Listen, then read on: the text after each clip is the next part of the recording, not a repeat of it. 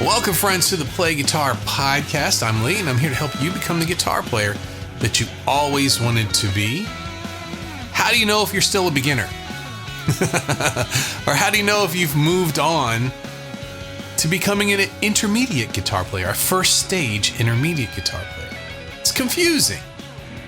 And it's different depending on who you ask.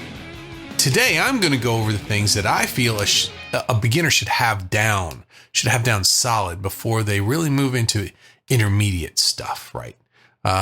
This goes along with this week's lesson, the YouTube video.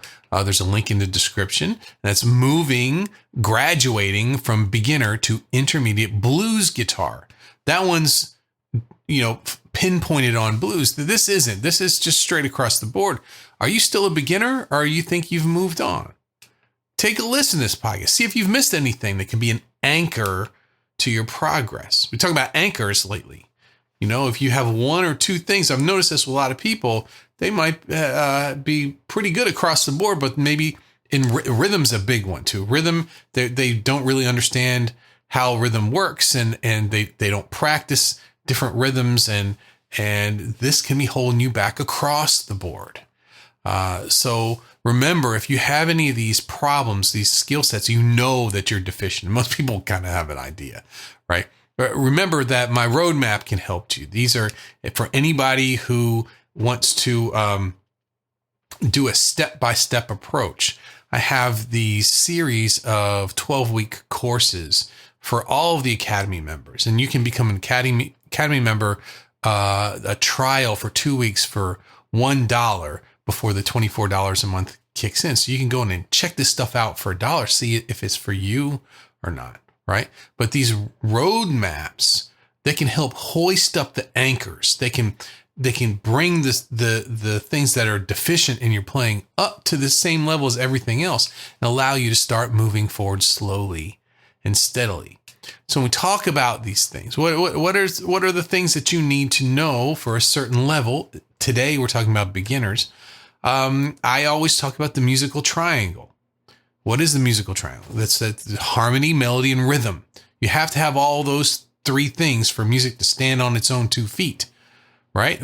Harmony, think of stacked notes, right? Chords, different notes and how they relate to each other at the same time. Melody is single notes. The line, right? One note goes to the next note, goes to the next note. That's like a guitar solo or a vocal or a saxophone solo. And then rhythm is, when are you going to play these things? And when are you not going to play these things? So we have to, no matter what level you're at, you have to kind of think, well, where am I with each of the three sides, three parts of the musical triangle? And with the beginner, if you're coming close to the end of the beginner stage, these are the things in harmony that you should really have under your belt. The first one is open position chords. So we start off, with E. I think a lot of people, E minor, those are pretty easy, right? And we move over to C, D, A minor. Those are the ones that I'm talking about, the cowboy chords. Everybody calls them the cowboy chords. But you may not realize how important these open position chords are. You might think, oh, well, this is just kid stuff. I'm never going to use this again. Well, you see everyone else playing all these bar chords and playing chords around the fretboard in different places. Well, guess what? 9 times out of 10, those are actually the open position chord shapes that you've already learned, and you slide them into different places. So if it's a C at the open position, if you go up 2 frets, now it's a D. That same shape now becomes a D chord. The trick is, if you use any open strings, they have to move up too with the guitar. So if you just take the shape and slide it up and don't take into account the open strings, you're going to get a lot of crazy sounds. But if you do take into account the open strings, you're going to get that was a C I started with, and I made a very difficult bar chord over C chord, and then a D chord, and then an E chord, just by sliding that same shape up there. So understanding that not only are you learning these open position chords just to play these kind of easier songs, they are the building blocks that you need to play the bar chords, which is where you're heading to next. The next thing in harmony that I think is very important is realizing the difference between major and minor. So you might play chords, you might play major chords, minor chords. You hear the difference, but you don't know why or how to take one of these chords and change them. So we talk about intervals a lot. These are distances between notes. And in a regular old chord, like a C major chord, we have 3 notes. You might say, oh, well, that's, I've got 5 strings playing. I must be playing more than 3 notes. No, they're just doubles of those 3 notes, right? And so each one of those notes is a certain distance away from the other one. Those distances, you can think of them as amount of frets away. If you put them all in one string, they would be a certain distance away. Those are kind of our spices. Those are the distances determine how these notes react to each other and the different types of sounds that we get. Well, when you have a major chord, here I'll do these both in the same area. So here's a C chord. This is an A-shaped C. This is at the 3rd fret. The one most people like to bar their 3rd finger across. Get lazy, not play that high note. And then a C minor in that same place. You see the difference right away. What's the difference? 1 note lowered. So we have this note here, the E that's on a B string. If I lower it 1, same chord, but just lower that 1 note. Minor. Okay? So major, minor. Major's got an E, minor has an E flat in the key for C chords. The difference between a major and minor chord is one of the notes in the chord is lowered 1 to make it minor. Think about that. Think about how we don't get any happier than our major chord. It's as happy as we can get. And we don't get any sadder than our minor chord. It's as sad as we can get. But the real difference between them is just 1 fret on one of the notes. So that should tell you how powerful the organization of notes can be to your playing and understanding, hey, if I took control of these, if I understood what the notes are in these chords and I could make changes to them, informed changes where I know what I'm doing, I could really create some really interesting music. This is the perfect time to be thinking about that. As you're moving from beginner, where you're just basically learning, somebody puts a chord chart in front of you, look here, play that. And you play that, play that. We want to start building the ear today. We don't want to wait till later. We want to start taking, so take a listen, to some of these chords. Maybe make a D chord and a D minor chord. You can see it right there. There's only 1 fret difference. There's the F sharp in a D major and an F in a D minor. Just changing that 1 note makes a world of difference. The other thing about harmony that I would hope that you would start to realize as a beginner is that the chords came second. What came first? I always talk about what came first, the chicken or the egg, right? No answer to that. But in music, we know it. The scales came first. We build our chords from the scales. So this should make you interested at this point. You might have played some open position scales as a beginner. You see other people playing single notes and you may like that or you may not, but either way, if you just want to be a rhythm guitar player, scales are important because the chords that you love to play are constructed from those scales. Okay. And how do we do those? Every other note. So you write your scale out. If you want to know the chord for a certain note that you have in that scale, you circle that note, jump 2, circle the next note, jump 2, circle the next one. Those 3 notes right there are going to give you the chord tones, the notes that are in your chords. The chords come from the scale. And the sooner that you understand that, the better you're going to be as you move forward. So that takes us straight to the melody, the second part of the the musical triangle, the melody, single notes, one note going for the next, going to the next. How can you get better at that? We usually start with chords as a beginner. We just dabble our in that. But you do know the names of the open strings, I would assume. And you do know maybe over on the low string, you can work your way up. E, F, F sharp, G, G sharp, A sharp, B, C, C sharp, D, D sharp, E. Be able to work your way up from the open E to the 12th fret E. Right? Most beginners are that's something that's pretty common from all teachers to let you know how music works. E and F and B and C, those are the two places that are right next to each other. Everything else has a sharp or a flat in between them, right? But going a step further from that, if you really want to get the most of intermediate guitar, is really understanding the notes on the fretboard, being able to count them up. Now, I'm not saying at this point to just be able to pick a note and say, I know what that is. But to know how to take the time to count your way up from the open position up a string to find out what the name of that note is. Or if you start to get used to this, you can start from the 12th fret and work your way back, especially if it's higher up, closer to the 12th fret, less work. Go backwards through the chromatic scale, which is what I just was telling you, E, F, F sharp, G, J, the chromatic scale, right? So understanding where the notes, if you don't know what the notes are on the fretboard, especially between the 9th and the 12th fret, no man's land. It might help you to try and work that out. Spend a little time counting up.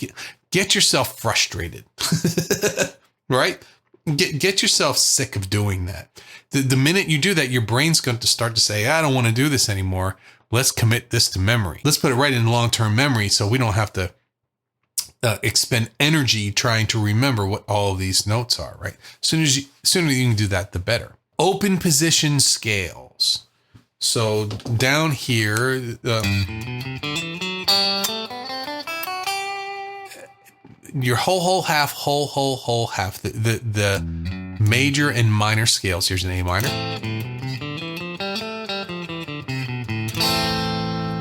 Knowing a few of those scales as a beginner is very, very helpful. You're kind of dipping your toes in the water with doing single lines.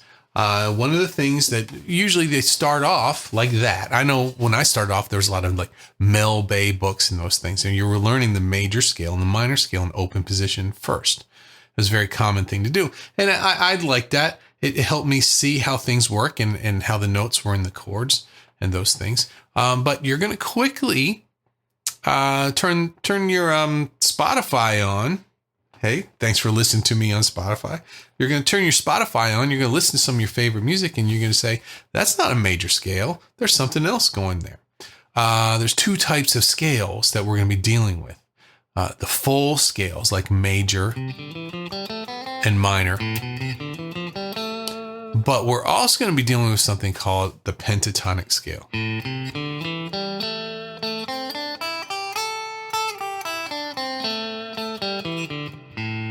Now, how does that sound different than the full scale that I just played before? Pentatonic.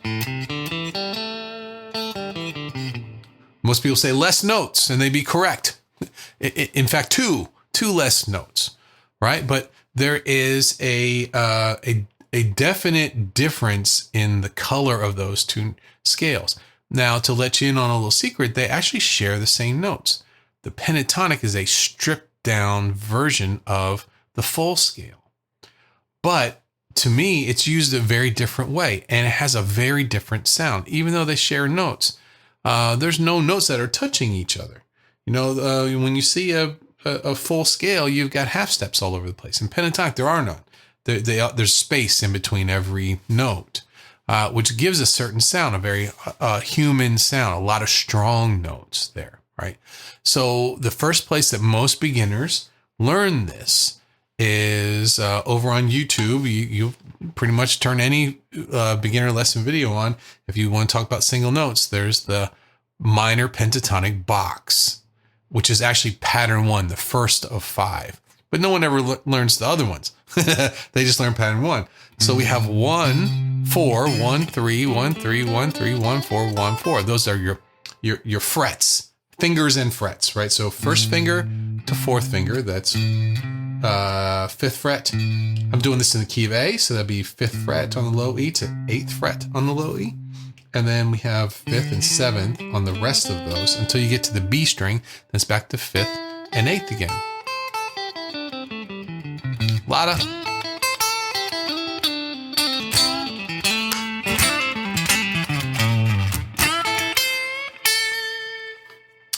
So that's a very different sound than our full scale. And that's something that I recommend that you try and learn. Look up the minor pentatonic scale if you haven't done it yet, and play it over a backing track. It's a light bulb moment. You say, hey, I'm starting to sound a little bit like the music I like to listen to. The next would be rhythm, right? That's the other part, the third part of the musical triangle. Rhythm. We need to know when to play these things. So I think the first thing that we learn in rhythm with guitar, which doesn't translate to any other instrument, but it's just a guitar thing, is strum patterns. Right? Down, down, up, down, up. 10 million songs. Down, down, up, down, down, up, down. So we have these strum patterns, right? We don't know what they are. All we know is we do it down and up and down and up. We don't know where they fit, and we hope you just play them for a while, and then you play them along with a backing track, and you try to make them fit in there nicely. And at some point, your ear kind of catches hold, and then you start to, okay, I can lock in with these things. But strum patterns are a good place to start. But as a beginner, you can't stop right there with strum patterns. You need to know basic rhythms, why that strum pattern works, how it lines up with the chords and the rest of the song. And that goes down to whole notes, half notes, quarter notes, eighth notes, and 16th notes, and how they break down. You have 4/4, which is 4 quarter notes per measure. Then it starts over again. Twice of that is 8 eighth notes. 4 notes per beat is 16th notes. And what do those things sound like? And get used to playing them. What do they sound like with chords? What do they sound with what do they sound like with single notes, right? These are basic rhythms. Can you play them well? It's also another thing, just because you know how to play 2 eighth notes per beat or mixing, just because you can do that doesn't mean you're playing them well. Doesn't mean that they're right on the beat. They may be rushing, right? Or you may be falling behind with those things. So paying attention to your basic rhythms as a beginner moving into intermediate is extremely important.